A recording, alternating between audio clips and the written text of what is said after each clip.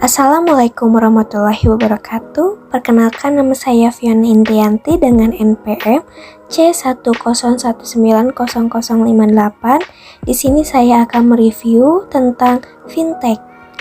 Untuk memenuhi tugas mata kuliah fintech dan digitalisasi perbankan dengan dosen pengampu Dr. Sofi Suryasnia SEMAK. Baik, yang pertama saya akan menjelaskan tentang apa itu fintech. Fintech adalah singkatan dari Financial Technology yang berarti teknologi keuangan. Jadi sebenarnya apa itu fintech? Fintech adalah inovasi teknologi yang dikembangkan dalam bidang finansial sehingga transaksi keuangan bisa dilakukan dengan praktis, mudah, dan efektif. Selanjutnya, perkembangan fintech di Indonesia. Seiring dengan pesatnya perkembangan teknologi dan bertumbuhnya perusahaan-perusahaan startup, semakin besar pula perkembangan fintech di Indonesia. Pelaku fintech di Indonesia masih dominan berbisnis payment 43%, pinjaman 17%, dan sisanya berbentuk agregator, crowdfunding, dan lain-lain. Besarnya potensi yang dimiliki membuat fintech perlu diberikan ruang untuk bertumbuh. Perlu pengaturan yang memadai, mengingat resiko yang mungkin ditimbulkan. Selanjutnya, peran fintech di Indonesia. Yang pertama, mendorong pemerataan tingkat kesejahteraan penduduk. Yang kedua, membantu pemenuhan kebutuhan pembiayaan dalam negeri yang masih sangat besar.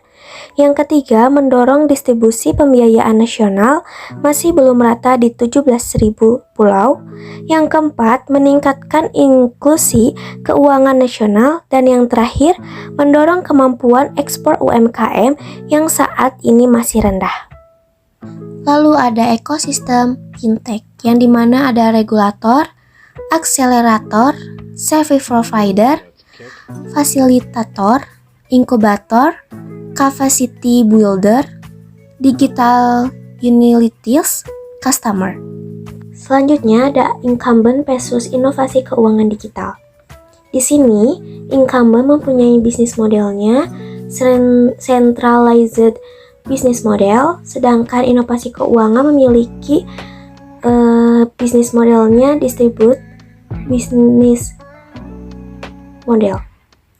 Lalu risk modelnya di incumbent itu risk exposure dan risk transformation, sedangkan di inovasi keuangan digital itu no risk exposure dan transformation, hanya mengelola risiko operasional kegiatan usaha. Lalu legal arrangementnya di incumbent itu nasabah dengan LJK, sedangkan di inovasi keuangan digital itu nasabah dengan nasabah. Lalu intermediation pada incumbent itu intermediasi keuangan, sedangkan di inovasi keuangan digital itu disintermediasi keuangan.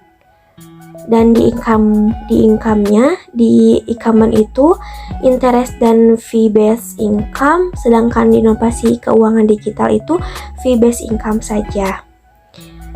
Lalu disclosure-nya di incumbent itu transparansi terbatas, kerahasiaannya tuh sangat terjamin, sedangkan di inovasi keuangan digital itu berbasis transparan.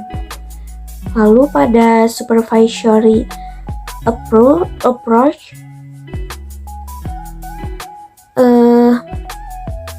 prudensial pada incumbent, sedangkan di inovasi keuangan digitalnya market conduct.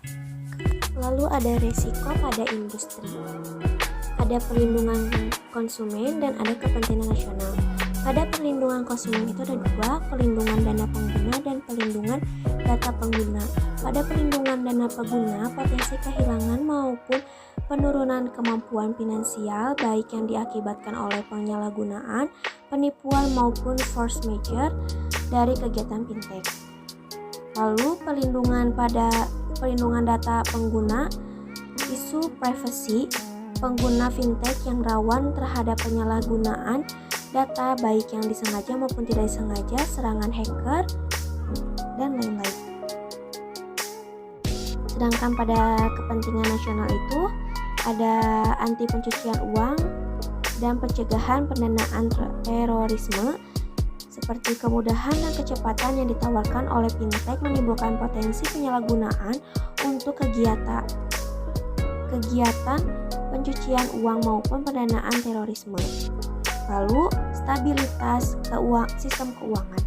Perlu manajemen risiko yang memadai agar tidak berdampak negatif terhadap stabilitas sistem keuangan.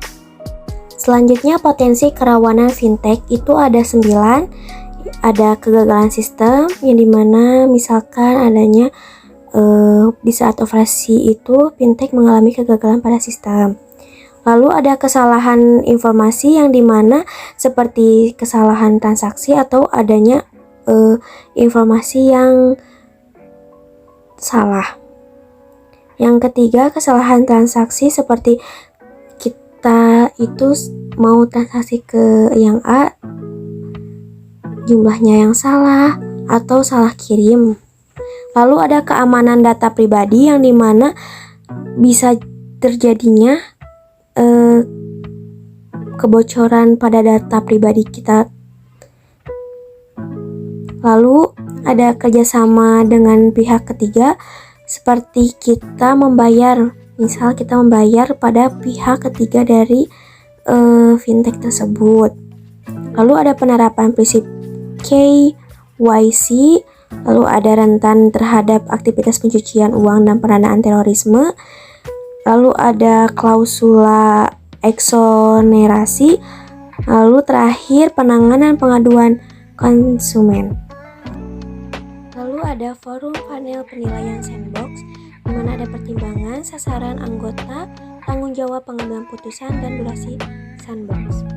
Pada pertimbangan itu ada multidisipliner, kompetensi, lalu yang kedua ada sharing pertanggungjawaban, lalu yang ketiga engagement dengan pengawasan. Pada sasaran sebagai forum penilaian dan penentu apakah inovasi keuangan digital mendapatkan rekomendasi.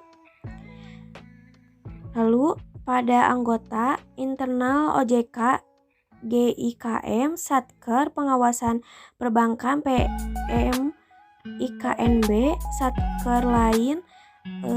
Lalu di eksternal OJK sebagai narasumber saja keputusan oleh internal. Lalu pada tanggung jawab itu ada memastikan bahwa potensi resiko inovasi keuangan digital telah dinilai secara komprehensif. Lalu yang kedua, terselenggaranya asesmen secara efektif. Yang ketiga, memberikan penilaian dan rekomendasi secara objektif. Pada pengambilan keputusan itu ada panel 1 penilaian menuju sandbox. Yang pertama, perlu dilakukan pengujian melalui sandbox. Yang kedua, tidak perlu dilakukan sandbox, namun dalam status menunggu hasil sandbox IKD lain. Yang ketiga, rekomendasikan dalam status tercatat. Lalu yang kedua, lalu ada panel 2 sandbox, yang satu direkomendasikan, yang keduanya perlu diperbaikan, lalu yang ketiganya tidak direkomendasikan. Pada durasi sandbox itu ada sampai dari 6 bulan sampai dengan 1 tahun dan dapat diperpanjang maksimal 6 bulan apabila diperlukan. Sekian review materi dari saya tentang fintech. Terima kasih atas perhatiannya. Wassalamualaikum warahmatullahi wabarakatuh.